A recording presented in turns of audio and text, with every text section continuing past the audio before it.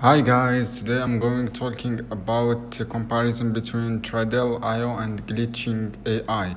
Basically, we're going to have summary for comparison between Tradelle.io and Glitching.ai and drop business for comparison. Basically, guys, Tradelle.ai and Glitching both platform offer tools and service related to artificial intelligence and machine learning, but they have different focus. Offering Tradelle primarily focus on providing and driving solution for e-commerce business and offer features, product recommendation and system personalized marketing customer and the segmentations management and platform can help you on e-commerce business and improve their sales, customer and engagement and overall efficiency through AI and driving tools.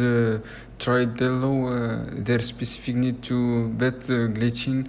On the other hand, focused on providing tools and service related AI generated and art and creativity. It offers features and AI generated image and video and music and other from creative content, and the platform target designer and target creative professional and interested exploring creative and AI and corroborating AI generated content. Their work and summary and Tradelle generated e-commerce business and solution improving sales and efficiency. Glitching. Guys, I hope this video helpful for you. Don't forget to subscribe to my channel.